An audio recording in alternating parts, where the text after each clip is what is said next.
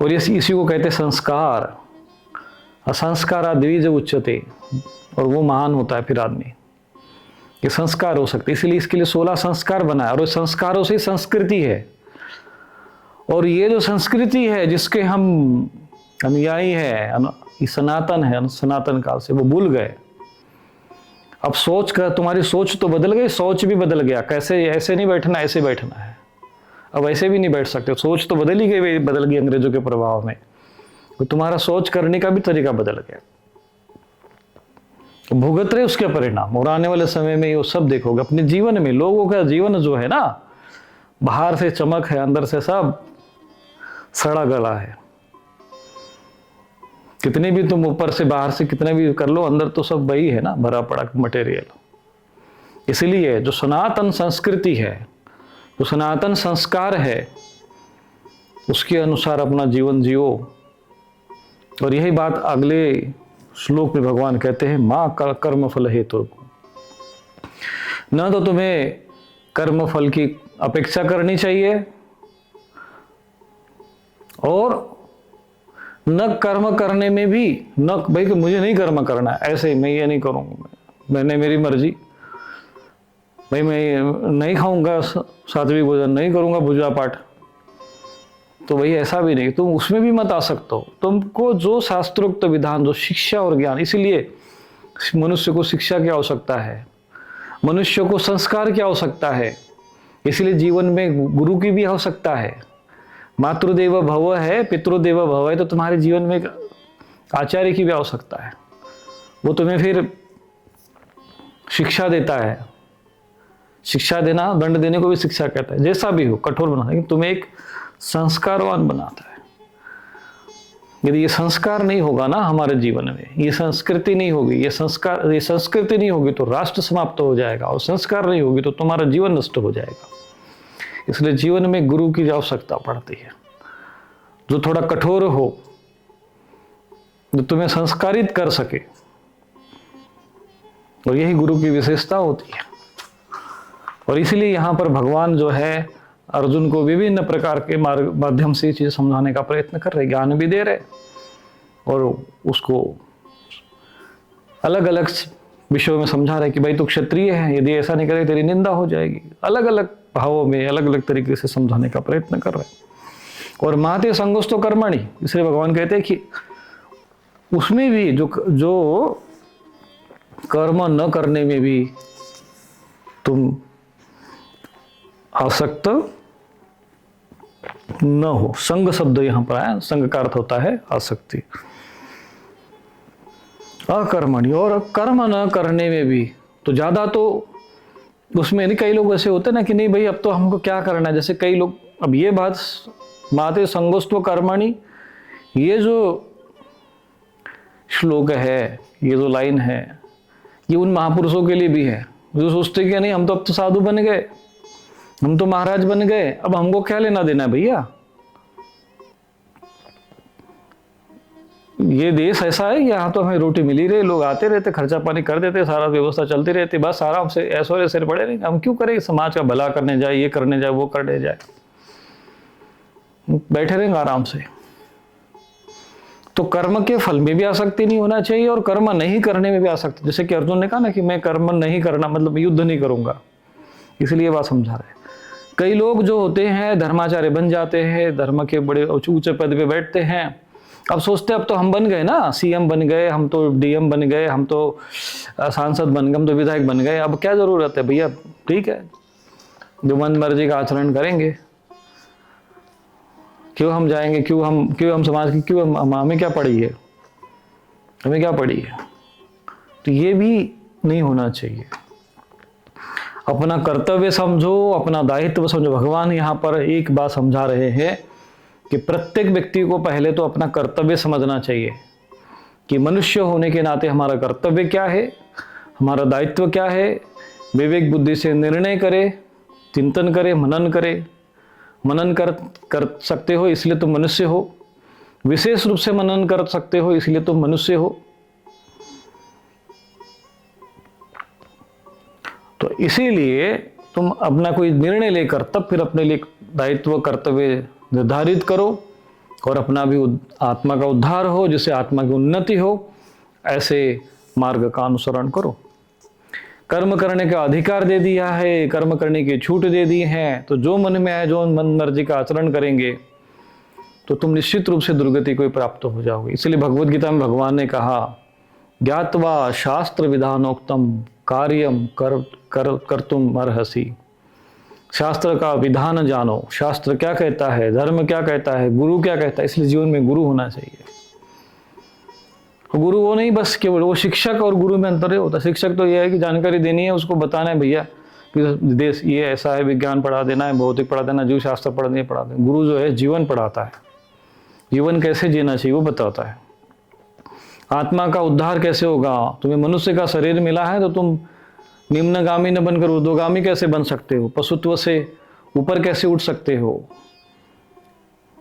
तमसोमा ज्योतिर्गमय, ये जो मार्ग है इस दिशा में तुम कैसे आगे बढ़ सकते हो, गुरु ही बता सकता है। नहीं हमें क्या हो सकता है, गुरु क्या हो सकता है, कौन है जाके, कौन माथा टेके वहां जाकर।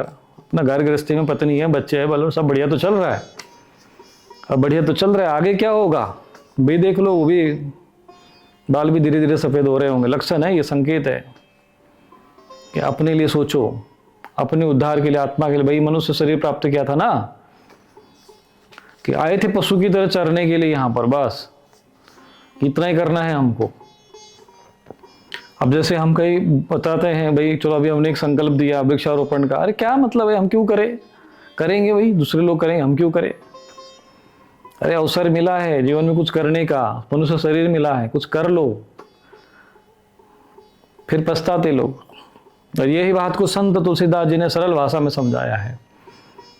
बड़े बाग मानुष तन पावा, सुर दुर्लभ सब ग्रंथ ही गावा, साधन धाम मोक्ष कर द्वारा, मोक्ष का द्वार है, पाई न जई परलोक सवारा। इसको प्राप्त करके भी परलोक उनकी चिंता नहीं की। परलोक बोले मरने के बाद किसने देखा, वहां देखा जाए क्या होगा वहां पर। अरे उसकी व्यवस्था यहाँ पे है, इसलिए तुमको मनुष्य बनाया है। अब इतना ही तुमको परलोक की नहीं, तुमको सवारने कोई अवसर नहीं, तुमको पशु न बना देते। विशेष रूप से मनन करने का तुमको अधिकार है, इसलिए तुम मनुष्य हो। अमनु के कारण ये सब जो तुमको इतिहास पढ़ाते हैं ना, उनको पहले तो 2-4 खोपड़ी पे तो लगा देना चाहिए खड़ा हूं, कि तुमको किसने कहा भाई कौन से ग्रंथ में लिखा है ऐसा। तुम लोग भूल जाते हो कि नहीं ये 9 ऋषि, हम लोग उनको तो भूल ही जाते हो। यहां से तुम्हारा वंश चल रहा है, दिमाग में बस बैठा दिया, मनु मनु मनु बैठा दिया। लोगों को इतिहास ही नहीं पता है, शास्त्र ही नहीं पढ़े। भागवत पढ़ते बस राधे राधे नाच लिए, हो गया काम। उनको इतिहास पढ़ना चाहिए, भागवत में सब कुछ लिखा हुआ है। कहाँ से सूर्य वंश आया है, कहाँ से चंद्र वंश आया है, कौन से ऋषि से कौन से जन्म हुआ है, लगे हैं इसी में। तो फिर इस प्रकार से भगवान ने कहा कि भाई तुमको कर्म, इसलिए मैंने ये विषय समझा कि केवल नहीं कर्मण्येवाधिकारस्ते मा फलेषु कदाचन। सबको पता होता है तो भाई लाइन सब रट लेते हैं, उसकी गहराई में नहीं जाते हैं, उसको भाव को नहीं समझते। भगवान कहना क्या चाहते थे, यही समझाना चाहते थे कि भाई तुम कर्म करने का तुमको अधिकार तो दिया है, लेकिन फल में तुम्हारा अधिकार नहीं है। तुम सोचोगे कि मैं युद्ध नहीं करूंगा, तो ऐसा भी नहीं है, तुमको तेरी प्रकृति तुमसे करवा लेगी।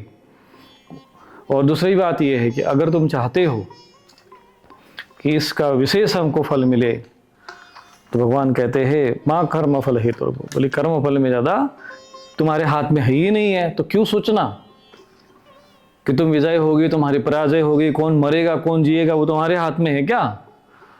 तुम्हारी मृत्यु कैसे होगी तुम्हें पता है, भगवान ने तुम्हें, भाई तुम्हारा जन्म तो हो गया वो तुम्हें पता नहीं है, तुम्हारे मरण का भी तुम्हें पता नहीं है।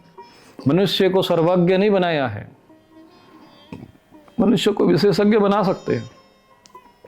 सर्वज्ञ केवल ईश्वर ही है, मनुष्य विशेषज्ञ हो सकता है, विशेष रूप से कुछ विषय जान जाए बात अलग है, सर्वज्ञ नहीं हो सकता। तो फिर महाराज कैसे कर्म करे, तो भगवान आगे कहते हैं, अब यहां पर आता है कि भाई कर्म कैसे करना चाहिए। फिर अब भगवान ने कह दिया कर्मफल का आचरण नहीं करना, कर्मफल की जो है अपेक्षा नहीं करना चाहिए। हाँ, कर्म करने का अधिकार तो दिया है, कर्मफल में नहीं है, और कर्मफल में आसक्ति भी नहीं करना चाहिए, कर्म न करने में भी आसक्ति नहीं करना चाहिए। तो फिर कैसे कर्म करना चाहिए, तो भगवान कहते हैं आगे श्लोक में, योगस्थ कुरु कर्माणि संगम त्यक्त्वा धनंजय सिद्ध सिद्ध्यो समो भूत्वा समत्वम योग उच्यते। भगवान कहते कर्म करो, योगस्थ होकर कर्म करो। कुरु कर्माणि, कुरु शब्द से आ गया, कुरु माने करो, कर्मणि कर्म करो। कैसे करो? जैसे कुछ लोग कहते हैं ना, अरे कर्म ही पूजा है। अरे कर्म ही पूजा मतलब चोर चोरी कर रहा है वो भी पूजा है क्या? शराब उधर बैठ के पौवा लगा रहा है तो वो भी पूजा है? ऐसे लिख देते लोग, कर्म ही पूजा है। अरे कर्म पूजा नहीं होता है, योगस्थ कर्म करना पूजा है ना। मूर्खस्थ बनकर पूजा करना नहीं, वो कर्म जो होता है पूजन नहीं है, वो दुर्गति है पतन की तरफ। जो कर्म तुमको पतन की तरफ ले जाए, भोगस्थ होकर जो तुमको कर्म करते हो पतन की तरफ जाते हो, वो कर्म नहीं है, तुमको वो पूजन में नहीं आएगा। सत्कर्म जो होता है वो पूजा है, दुष्कर्म पूजा नहीं हो सकता। किसी के साथ व्यभिचार कर देना, दुराचार कर देना, वो भी कर्म, वो भी तो कर्म ही है, तो पूजा है क्या?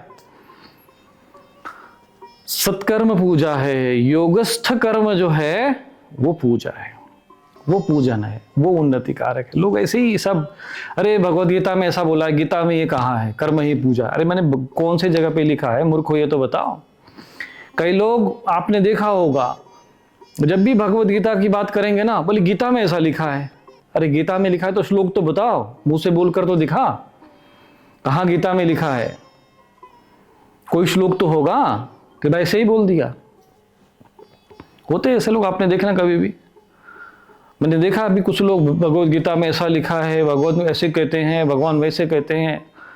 अरे कुछ श्लोक तो बोल, कुछ तो होगा, भगवान ने कहा होगा तो कुछ श्लोक में तो बोला होगा ना। 700 श्लोकों में कोई तो श्लोक होगा जो तुमने पढ़ा होगा, तो तभी तुम बोल रहे हो। तो वो श्लोक तो बताए, वो उनको पता नहीं होता। बस गीता में कहा है। एक अभी कैलेंडरों में लिखा रहता था पहले, वो गीता सार लिखा होता था, कैलेंडर में आता था।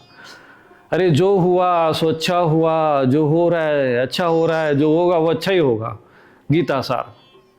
मैंने सोचा एक दिन कि भगवत गीता में लिख रहे हैं ऐसा। मैंने सोचा भाई भगवत गीता, मैंने इतना सारी भगवत गीता पढ़ डाली, ये तो कभी लिखा नहीं है कि ये कहाँ से लिखा है, कहाँ है।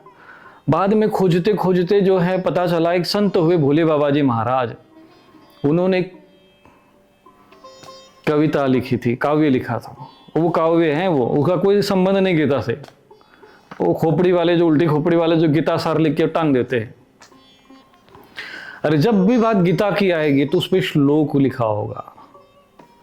जैसे कर्मण्येवाधिकारस्ते मा फलेषु कदाचन, तो फल में लोग बोलते हैं कि फल की चिंता मत करो। फल की चिंता करने वाली बात यहाँ पर नहीं आती। कर्म करो, फल की चिंता मत करो, ये भी एक बात आती है। इसका अर्थ लगाते ऐसा, कर्म करो फल की चिंता मत करो, मतलब पाप कर्म करो उसकी चिंता मत करो। ये इसका अर्थ होता क्या? भगवान ऐसा कहेंगे? बोले इसका अर्थ ही लगा। चिंता शब्द कहाँ है बताओ? आया है उस श्लोक में चिंता का ही शब्द। यहाँ पे कहा कि माते संगोस्तु कर्मणि, मतलब संग उसमें नहीं होना चाहिए, आसक्ति नहीं होनी चाहिए, और उसका हेतुर्भू नहीं बनना चाहिए, मतलब उसके प्रति अपेक्षा नहीं करना चाहिए। नहीं चिंता मत करो। भगवान ने कहा है ना, माँ फलेषु कदाचन, बस कर्मण्येवाधिकारस्ते माँ फलेषु कदाचन, कर्म करो, कर्म फल की चिंता मत करो।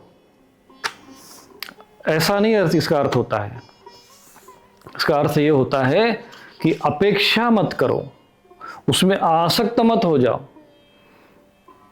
ये कहने का अर्थ होता है। और इसका अर्थ ये भी नहीं कि तुम निर्द्वंद होकर पाप कर्म करो, कुकर्म करो, ऐसा नहीं। भगवान कहते हैं, अब बताते हैं कर्म कैसे करना। योगस्थ कुरु कर्माणि, जब भी भगवान कोई भी बात रखेंगे तो उसी से संदर्भ, उसी भी विषय को एक्सप्लेन करते हुए, विशेष रूप से बताते हुए, वो अगले श्लोक में उसका समाधान कर देते हैं। जैसे इसमें आया, ठीक है आपने कह दिया कर्म करने का अधिकार है, हमने तो समझ में आ गया।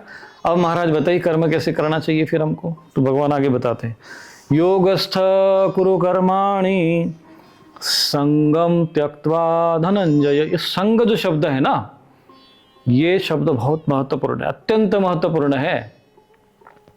और पूरा अध्यात्म जो है वो इसी के आसपास में है। इसीलिए कहा जाता है सत्संग शब्द आपने सुना होगा। सत्संग जिसको बोलते हैं ना, सत का संग करना। कुसंग, तो संग जो शब्द है ना, ये अत्यंत महत्वपूर्ण है। बार बार संग शब्द आएगा यहां पर भगवत गीता में। अब यहां पर भगवान एक बात को त्यागने को बोल रहे, क्या? संगम त्यक्त्वा। और पहले श्लोक में क्या आया है? माते संगोस्त कर्मणि।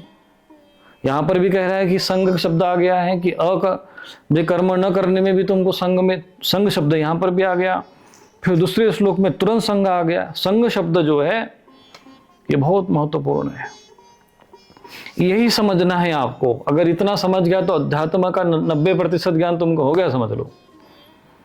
ये संग शब्द है, ध्याय तो विषयान पुंस्ता संगस्ते सुपजायते, वहां पर भी संग आ गया।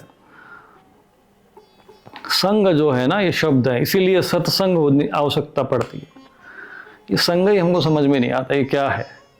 जो संग को समझ गया, इसके अर्थ के भावार्थ को समझ गया, तो बात भगवान ने कहा है कि संगम त्यक्त्वा धनंजय, हे धनंजय संग का त्याग करो। अरे संग त्यागेंगे कैसे जब हमें पता ही नहीं होगा? तो पहले संग को समझो।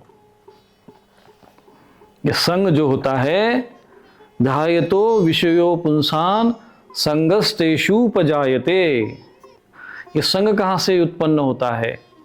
तो वहां पर अगले श्लोक में आगे चल के भगवान बताएंगे, ध्यायतो विषयो पुंसान, कि विषयों का जब हम ध्यान करते हैं, चिंतन करते हैं, तो कनेक्शन बनता है। इसको बोलते हैं कनेक्शन। अंग्रेजी भाषा में समझा रहा हूं तुम लोगों को, क्योंकि अब तुम संग शब्द समझ में आएगा नहीं। संग माने आसक्ति, संग माने कनेक्शन, जिसको कहते हैं ना एक प्रकार से कांटेक्ट में आना। तो क्या होता है कि जैसे आंख है, जैसे हमारी 5 ज्ञानेंद्रिया है, ये संपर्क में आती है। कहाँ?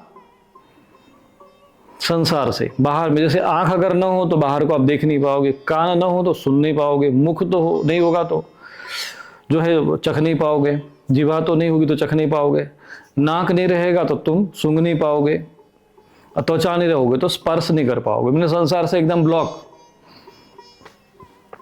ये 5 ज्ञानेंद्रिया है, अगर 5 ज्ञानेंद्रिया ब्लॉक कर दी गई, समाप्त, जयराम जी के उसका खेल खत्म।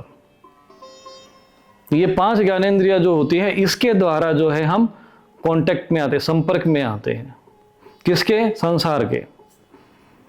और जब संसार के संपर्क में जब आते हैं तो कौन आता है? लोग बोलते हैं हम संसार को, भाई हम किसी को स्पर्श करते हैं, हम किसी को देखते हैं, कुछ चीज हम सूंघते हैं, कुछ हमने सुन लिया और कुछ हमने खा के चख लिया। आहा बड़ा सुंदर था भाई, खाने में अच्छा लगा। किसने खाया, किसने देखा, किसने सुना, किसने स्पर्श किया? बोले वो, बोले मैंने।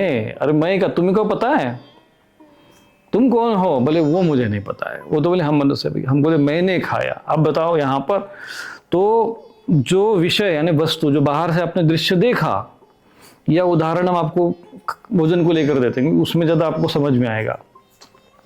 जैसे बाहर कोई वस्तु रखी है, खाने का पदार्थ रखा। अब जैसे उदाहरण हम लोग लेते हैं कि लड्डू का उदाहरण लेते हैं, या खीर रखी हो, ठीक है, पायस जिसको कहते हैं।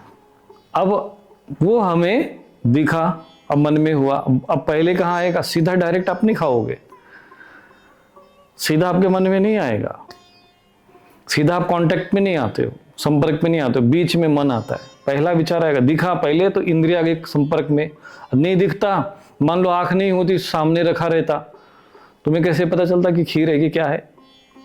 तो इंद्रिया पहले संपर्क में आई। बोले महाराज अगर आंख नहीं रहती तो नाक से ही पता कर लेते, उसकी सुगंध से। बोले वो कैसे पता चलता? बोले चलो ठीक है, उससे ही पता चलता, ज्ञान इंद्रिय से पता चला ना कि वो खीर है। तो पहले ज्ञान इंद्रिय संपर्क में आएगी विषयों के साथ। उसमें क्या है? विषय में रस है। अगर खीर में नमक मिला हो तो खाओगे क्या? नहीं नहीं नहीं महाराज, ऐसे कैसे हो सकता है? उसमें तो वही मीठा है, रस है उसमें। तो रस का जो है ये जो है, कल मैंने बताया था, ये है विषय, विषय भोग। आपने कभी शब्द सुना होगा विषय भोग, ऐसा था विषय, विषय का भोग करना। विषय क्या है? वो रस, उसी को तन्मात्रा कहते हैं। जैसा कि हमने आरंभ में आया था, मात्रा स्पर्शास्तु कौन्तेय वाले में मात्रा शब्द आया था, तो उसी को तन्मात्रा कहते हैं, उसी को विषय कहते हैं, या उसी को मात्रा भी कहते हैं। मात्रा, तन्मात्रा, विषय समानार्थी शब्द है। तो उनके संपर्क में इंद्रिया संपर्क में आगे, भाई कान, आंख संपर्क में, हाँ भाई ये खीर खाने, क्योंकि हमें देखा, अच्छा सूंघ के देखा, हाँ हाँ भाई ये तो बिल्कुल खीर बनी है। अब मन कहता है, मन में इच्छा होगी फिर, क्योंकि देखा आपने, अब मन में संस्कार उठेंगे। अरे क्योंकि तुम पहले अगर खाया होगा तो तुम्हारे मन में इच्छा होगी, अच्छा इसको खाते, क्योंकि पिछली बार खाए थे तो बड़ा स्वाद आया था। पर जिसने पहले कभी खीर खाई ही नहीं होगी, मान लो विदेश का कोई आ गया, अफ्रीकन आ गया कोई, अब उसने खीर देखी ही नहीं, बोलेंगे व्हाट इज दिस, ये क्या है, तो यही से बोलेगा ना, भाई ये क्या चीज़ है, ये कैसी है, खट्टी है, मीठी है, तीखी है, खा के देखना पड़ेगा।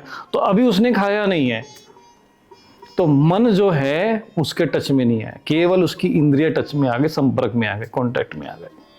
ये विषय समझना पड़ेगा, संग को नहीं समझोगे तो पूरा अध्यात्म से बेकार है। यही पर सारा पूरा अध्यात्म टिका हुआ है। अब उसको तो पता ही नहीं है, क्यों, क्योंकि उसने खाया नहीं है। लेकिन जिसने खाया होगा उसको तो लगेगा, हाँ अरे खीर तो क्या पूछना भैया, तो बढ़िया चीज है, लाओ इधर खा लेते, मन कहेगा अंदर से।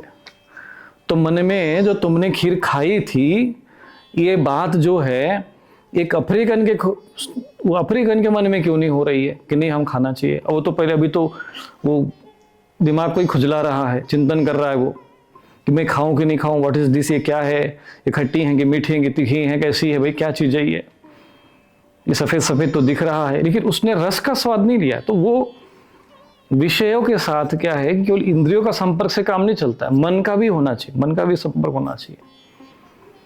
तो तुम्हारा मन जो है, तुमने खाया है तो वो बोलेगा कि हाँ खाना चाहिए, तो खाना चाहिए। क्यों खाना चाहिए, तो बुद्धि फिर तुरंत कनेक्ट हो जाएगी इंद्रियों के साथ, मन कनेक्शन में आएगा पहले, फिर बुद्धि बोलेगी क्यों खाना चाहिए, पिछली बार खाए थे हमने, पिछली बार कब खाए थे भाई, तो चित्त में जाएगी बुद्धि, वो खोजेगी जाके फोल्डर में, चित्त में जाके संस्कार स्टोरेज होते हैं। इसलिए चित्त वृत्ति निरोध, आपने योग में सुना होगा, योग क्या है, चित्त वृत्ति निरोध। तुम लोगों को इतने बड़े योग ऋषि और दुनिया भर के महर्षि मिले होंगे, लेकिन उन्होंने तुमको अनुलोम विलोम और उछलना कूदना सिखाया होगा, लेकिन कभी चित्त वृत्ति क्या होती है ये नहीं बताया। और चित्त की वृत्ति का निरोध ही तो योग है, बाकी तो तुम लोग तो कसरत करते हो। वास्तविक योग जो है वो चित्त पे आके रुकता है, और जो चित्त को नहीं समझा उसको पता ही नहीं है, इनको भी नहीं पता है कि नाचने कूदने वालों को, बस वे जाएंगे तुमको वहां पे दिखाएंगे, ये आसन ऐसे खींचना है, टांग ऐसे चढ़ानी है, ऐसे चढ़ाना है, ये कपालभाति है, हो गया योग तुम्हारा पूरा। अरे भाई चित्त वृत्ति निरोध कहाँ हुआ, बोले वो तो हमको भी नहीं पता है, उनको भी नहीं पता है, वो वहां तक पहुंचे ही नहीं है ना, घूम रहे यहीं पर, उनको लग रहा है महायोग योग ऋषि बन गए, टाइटल लगा दे नाम के आगे, हो गया काम, उनको चित्त का पता ही नहीं है। तो मन जो है वो बुद्धि तुरंत एक्टिव हो जाएगी, नहीं खाना चाहिए, कि हाँ खाना चाहिए, क्योंकि पिछली बार हमने खाए थे, तो चित्त में जाके पता कर, चित्त से तरंग उठेगी, अरे हमने पहली बार एक बार खाए थे, हम वहां पर गए थे, किसी होटल में गए थे, किसी के घर में गए थे, वहां खाए थे हम खीर, वो वृत्ति उठेगी चित्त से, स्टोरेज किया ना, वो जाकर खाएगी। तो वो जो चित्त है, चित्त वृत्ति, वहां से तरंग उठती है, तो स्टोरेज वहां रहता है चित्त में, सारा जो जितने भी तुमने खाया है, पिया है, देखा है संसार का, तो जो तुमने खीर खाई देखी तो तुम्हें पता चल गया, तो सफेद कलर की होती है खीर, ये आंख से पता चला, किसको, मन के द्वारा, मन से बुद्धि को पता चला, मन ने वो जान लिया कि खीर जो है वो सफेद कलर की होती है, आंख से जो भी उसको इंफॉर्मेशन मिल गया, वो चित्त में जाके स्टोर कर दिया, उसने जमा कर दिया, वो अहंकार को वहां पे जाके लेबल लग गया कि हाँ भैया ठीक है, अब इसके बाद स्टोर हो गया वहां पे चित्त में, तो वो फिर उठती है कि नहीं सफेद होती है। अब नाक से पता चलेगा कि भाई ये कैसी उसकी सुगंध होती, केसर की सुगंध है कैसे, तो नाक बता देगा, वो नाक भी जो है ले जाके मन के पास जाएगा, मन बुद्धि के पास जाएगा, मन चित्त में जाकर स्टोर कर देगा। ये क्रम होता है, ये मन, बुद्धि और चित्त, ये तीन जो बीच में है, ये किसी को तो समझ में ही नहीं आता है, इधर कोई जाता ही नहीं है, इधर कोई सोचता ही नहीं है। असली अध्यात्म यहाँ से शुरू होता है। लोग शरीर में लटके पड़े हैं, सोचते कि ये अध्यात्म है। ध्यान, धारणा, समाधि, प्रत्याहार, ये सब चीज़ों को पता ही नहीं है। बस आसन और प्राणायाम, उछलो कूदलो, कपालभाति करो और हो गया काम, बराबर हो गया, योग सीख गए। भगवान कहते योगोस्तु गुरु कर्माणि। अब योगोस्तु गुरु कर्माणि बोलेंगे तो वही बोलेंगे कि अनुलोम करो, प्राणायाम कर लो, हो गया योग तुम्हारा पूरा। ये ऐसे मूर्ख समाज में पड़े रहते हैं। अब इन्हीं को सब योग ऋषि बन के समाज में पूजे जाते हैं, क्योंकि टाइटल लग गया भैया तो योग ऋषि हो गए। भले इनकी चित्त वृत्ति का निरोध हुआ हो चाहे न हुआ हो, पतंजलि मुनि लिख के चले गए, बस इन्होंने पढ़ लिया, जीवन में कुछ आचरण में है नहीं। ये चीज़ें समझना पड़ता है। अब ये जो प्रोसेस है, जब तक आप समझोगे नहीं कि वहाँ से इंद्रियों के साथ, तो विषय, फिर इंद्रिया, इंद्रियों में भी ज्ञानेंद्रिया, फिर जाके वो जो हाथ है टच, उसको स्पर्श करेगा तो चाहे समझ, अच्छा गर्म होता है भैया, भाप निकल रही है तो गर्म है। अच्छा कैसे कैसे गिर थे, गर्मा गर्म खीर थी, किसको पता चला? तुम्हारे आँख को नहीं, वो स्पर्श से पता था। उसने भी, त्वचा ने भी जाके मन को बता दिया, मन ने बुद्धि में जाके वो भी स्टोर कर दिया कि नहीं गरम गरम खाना चाहिए। ठीक है, अब जाके आगे बारी खाने की। तो जब आप खाओगे, अब उसका नाम खीर है, ये कैसे पता चला तुमको? कान ने बताया। क्या है ये, क्या रखा है ये? अब उस अफ्रीकी को समझाई, बोले कि ये खीर है। अब उसकी खोपड़ी में वो जो कान से चला गया, फिर मन में, मन से बुद्धि में जाके अब उसको पता चला। अब अगली बार उसको पूछोगे व्हाट इज दिस, तो नहीं बोलेगा वो, बोलेंगे नहीं दिस इज खीर।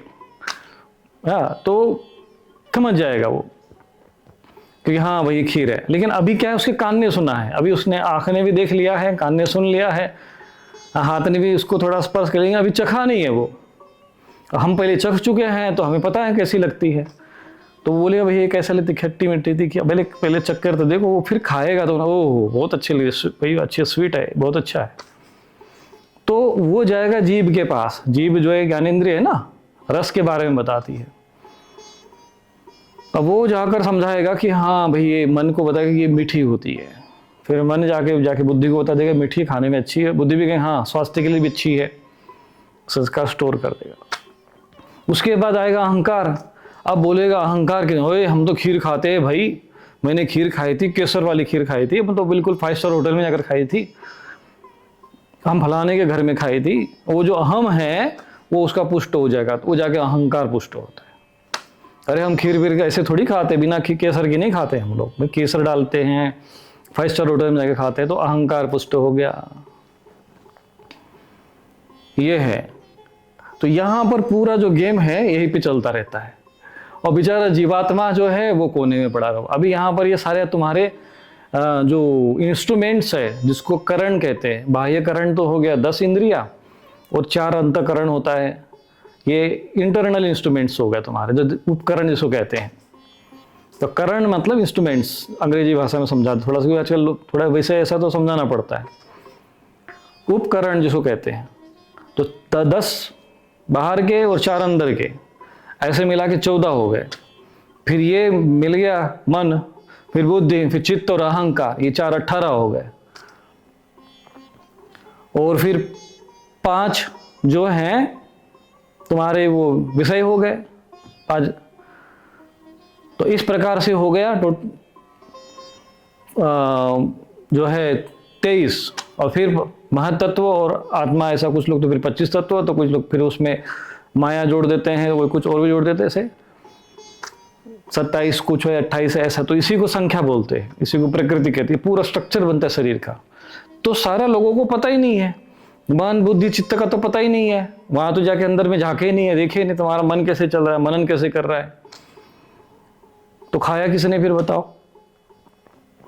अब वो जो तुमने खीर तो खाई ली, अब वो इंद्रिया तुम्हारी जड़ है। जीभ का काम है बस केवल स्वाद पहुंचा देना, मन का काम है बस केवल जो है अच्छा लगा वो जाके एक तरंग बता देना। अब वो बुद्धि को पता चला हाँ बढ़िया थी, अच्छी थी, कि वो चित्त में जाकर स्टोर हो गई। तो बताया खाया किसने? अहंकार ने कहा कि हाँ मैंने खाया। जीवात्मा उधर कोने में बैठा हुआ है, बुझाओ चेतना दे रहा है सबको। अब कोई 100 को अगर आप खीर खिला दोगे तो उसको कुछ पता नहीं चलेगा, क्योंकि चेतना ही नहीं है उसमें।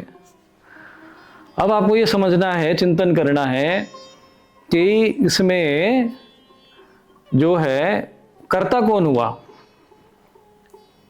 अब तुम कहोगे भाई मैंने खाया तो मैं कौन हूं, ये जानना जो है यही अध्यात्म है। अध्य आत्मा, अपनी आत्मा का अध्ययन करना, ये अध्यात्म है।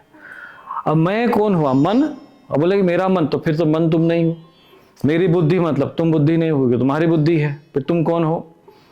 फिर मेरे चित्त में ऐसा तरंगे उठे, भाई मेरे चित्त में ऐसा है। अब मन बुद्धि चित्त, ये कौन, इन्होंने खाया पिया, कौन खाया, इनका तो काम केवल अहंकार। अहंकार भी जो है केवल अहम को स्टोरेज करता है, उसका काम है हमने फलाने जगह खाया था, लेकिन हाँ हम विशेष रूप से किसी को खाया था, हाँ का अहंकार में।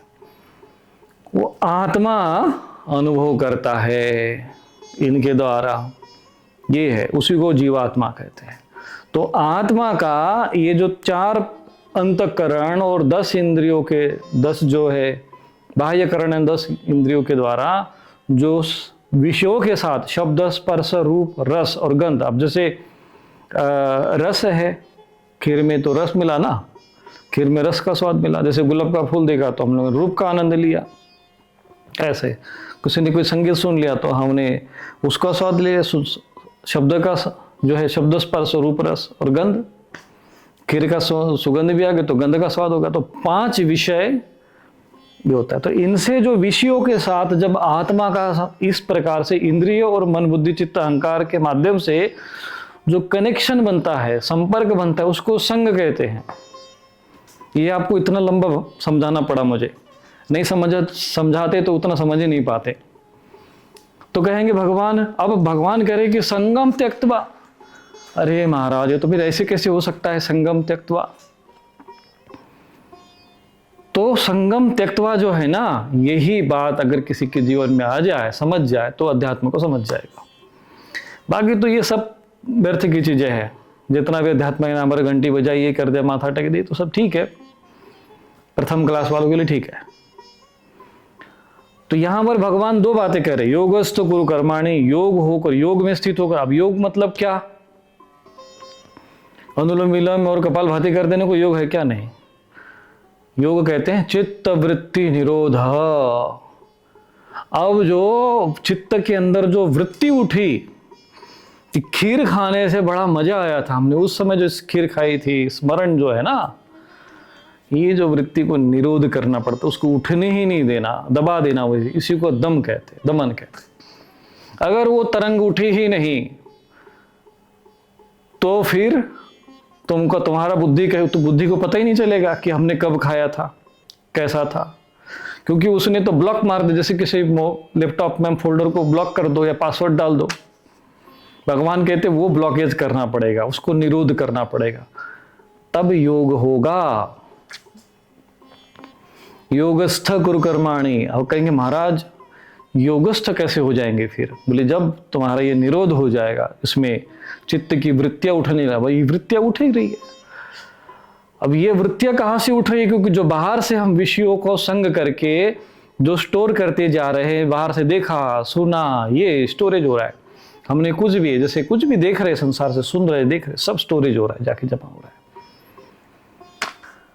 उसी संस्कारों का जो क्षय होता, अब ये कैसे होता है, ये प्रोसेस जो जानता है ना, चित्त की वृत्ति का निरोध करना, चित्त के अंदर जो संस्कार दबे पड़े संस्कार है, अब इसी को कई जो प्राचीन, जो भौतिक आधुनिक जो मनोवैज्ञानिक है, उन्होंने फिर इस पर अध्ययन किया। जैसे एक सिगमंड फ्राइड हुआ था, सिगमंड फ्राइड का नाम सुना होगा जो लोग आधुनिक विज्ञान वगैरह जानते हो, तो मनोविज्ञान वगैरह हो, तो मैंने थोड़ा बहुत पढ़ा है, पहले जब पढ़ाई करते थे तब थोड़ा पढ़ा था मैंने। तो ये कहता था कि भाई जो मन में जो विचार आता है वो करो, कर्म। क्यों? क्योंकि वो तो मन जैसा रहता है, मन, वो मन के अनुसार, जो वृत्ति के अनुसार जो मन में वृत्ति उठी और फिर वो बुद्धि को दबा दिया और मन में आ गया और वो फिर इंद्रियों के साथ कर्म कर गया। तो चित्त, मन और चित्त के बीच में बुद्धि होती है, बुद्धि जो बीच में रहती है। अच्छा, ये कर्म करे कि नहीं करे, और यही पर बुद्धि को समझाना, सत विवेक बुद्धि को ही गाइडेंस किया जाता है, बुद्धि को समझाया जाता है। अब बुद्धि बोलेगी कि भाई इसीलिए यहाँ पर बुद्धि योग की चर्चा हो रही है। अगर बुद्धि को नहीं समझोगे तो बुद्धि योग भी नहीं समझोगे, और बुद्धि योग नहीं समझोगे तो योग भी नहीं समझोगे। तो आज विषय आ गया तो समझा दे रहे। तो ये जो बुद्धि है, ये बुद्धि जो है वो फिर दोनों के बीच में चिंतन करती है। अब जो चित्त ने तरंग दिया, अब इसको मन तक पहुंचाना है क्या?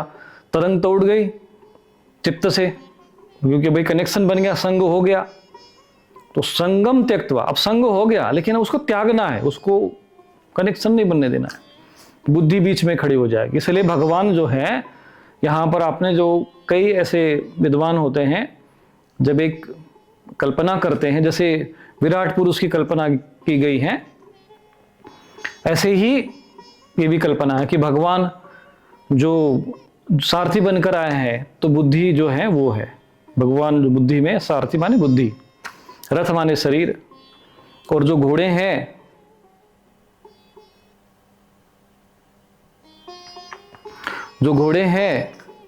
वो इंद्रिया है, मन जो लगाम है वो मन है, और जो रथी है वो जीवात्मा है, और जो सारथी होता है वो बुद्धि है। तो यहां पर यदि वो भगवान बैठ गए, यानी भगवान धर्म कह सकते हैं, बुद्धि कह सकते हैं, उसमें भगवान कह दो चाहे गुरु कह दो, यदि लगाम उस मन की लगाम, तो बीच में बुद्धि है। जैसे लगाम है कि घोड़े और इंद्रिया, और घोड़े उसमें बीच में, और सारथी के बीच जो है, सारथी के हाथ, उसके हाथ में है, बुद्धि के हाथ में। अब वो जो तरंग उठ गई वो मन के पास जाएगी तभी इंद्रिया काम करेगी, और बीच में बुद्धि ने बीच में अगर डिस्टरबेंस कर दिया, उसको मना कर दिया कि नहीं ये चीज नहीं खाना है, तो जो तरंग है वापस जाके वापस चित्त में चली जाएगी। और वही उसी को कहते हैं दम करना, उसी को सम करना कहते हैं। बुद्धि विवेक, अच्छा नहीं खाना चाहिए क्या? स्वामी रूपेश महाराज कहते नहीं खाना चाहिए। आजकल पता नहीं सब होटल में जाके पता नहीं कैसे खिला देते हैं। भैंस की है क्या? अब भैंस का दूध है तो नहीं खाना चाहिए, भाई तामसी होता है, नहीं खाना चाहिए। तो जो हमने जो शुभ संस्कार उसको दिए वो बुद्धि को जो है प्रभावित करते रहते हैं, बुद्धि बीच में आ जाती है। और जिसकी बुद्धि अगर सत विवेक बुद्धि हो गई तो चित्त तरंग उठा भी देगा तो वो मन तक नहीं पहुंचेगा। अब बाहर से भी अगर मान लो कोई चीज तरंग आ भी गई तो बुद्धि बीच में खड़ी हो जाएगी, कहेगी नहीं भैया ये जो है चित्त में नहीं जाना चाहिए। ठीक है, जैसे कभी आपने देखा होगा कि हम लोग किसी रास्ते से जा रहे हैं, कई लोग, हजारों लोग आते रहते जाते रहते हैं, परंतु जो है वो हमारे चित्त में स्टोर नहीं होता है। हम लोग, जैसे आपने कभी मेट्रो स्टेशन से गए होंगे तो कोई सबका स्मरण शक्ति अपनी बुद्धि में उसमें स्टोरेज नहीं होती। किसी किसी का ही हो जाएगा, चेहरा दिखेगा तो चेहरा, सबका नहीं होता है। कई लोग आ रहे जा रहे, दिमाग में नहीं बैठता। क्यों? क्योंकि कनेक्शन नहीं बनता है वहां पर। मन जो है वो बिल्कुल बस आ रहे, लोग जा रहे। जैसे आपने एयरपोर्ट में कहीं बैठोगे, स्टेशन पे बैठोगे, बस में लोग आ रहे जा रहे, अपना अपने काम में लग रहे जा रहे, वो क्योंकि उसके साथ कनेक्शन नहीं है, संगम नहीं, संगम त्यक्त्वा धनंजय। तो इस प्रकार से जब कर्म करना है कि संसार में रहो लेकिन संसार के जो संस्कार है वो चित्त के अंदर स्टोर न हो, और यदि जो चित्त में दूषित संस्कार हो तो वो मन से कनेक्शन न करने पाए, इंद्रिया उधर न भागे, बीच में बुद्धि खड़ी हो जाए। तो इसी को कहते योगस्थ गुरु कर्माणि। तब समझ लो चित्त की वृत्ति का निरोध। तो वो जो वृत्ति उठेगी उसको दबा दो वहीं पर। तो सिगमंड फ्राइड कहता है कि नहीं, उस वृत्ति को दबाना नहीं चाहिए। मन में अगर वासना भोगने की इच्छा आ गई तो फिर वो उसने यहाँ तक कि, मतलब हम शब्दों में बोलूं तो थोड़ा संन्यास धर्म से थोड़ा विपरीत लगेगा कि उसने अपने मतलब माता के प्रति भी अगर भाव, कोई ऐसा दूषित भाव आ गया तो उसको भी नहीं रोकना है। यहाँ तक उसने मतलब कहते विक्षिप्त हो गए, वो मर भी गया बाद में। तो ये है पाश्चात्य संस्कृति का चिंतन, पतन की तरफ, दुर्गति की तरफ, असुर और नीच और निम्नता के धरातल पे चलेगा। और आज उसी का ही समाज जो है हम लोग अनुसरण करते रहते हैं। परंतु हमारी संस्कृति ये कहती कि नहीं, हम जो है ये ऐसा अच्छा नहीं है, धर्म बीच में आ जाता है। क्योंकि बुद्धि में यदि धर्म है, अगर बुद्धि में धर्म नहीं रहेगा तो वो तो पशु की तरह है। अब जिसका विचार, जिसका तरंग, जैसे चिंतन तुम्हारी बुद्धि में, यदि वो वामपंथी और वो अंग्रेज और पिशाच, उनके चिंतन अगर बैठा होगा तो बुद्धि भी वैसे ही बन जाएगी। और जैसी बुद्धि बनेगी फिर चित्त में से बोलेंगे हाँ ठीक है फिर आने दो भैया, ये चित्त की वृत्ति उठ गई तो किसको जाना चाहिए? चित्त क्या है? जो बुद्धि है वो एक गेटकीपर की तरह है। भाई इसको अंदर जाने देना है कि नहीं, उधर पार्सल होना था कि नहीं, नहीं नहीं नहीं, इसको दबा दो यहीं पे। इसको योग कहते हैं, योगस्थ कुरु कर्माणि। योग चित्त वृत्ति निरोध, इसको योग कहते हैं। क्या आपकी समस्याओं का समाधान नहीं मिल रहा? स्वामी रूपेश्वरानंद आश्रम में पितृदोष निवारण, काल सर्प दोष शांति, नारायण बलि पूजन, महायज्ञ, जन्म कुंडली विश्लेषण, अभिमंत्रित रक्षा कवच तथा सिद्ध यंत्र जैसे श्री यंत्र, कुबेर यंत्र उपलब्ध हैं। साथ ही नकारात्मकता, शामक स्प्रे, मंत्र सिद्ध यज्ञ भस्म और दैवीय रक्षा कवच भी प्राप्त करें। अभी कॉल करें और सेवा हेतु दान करें।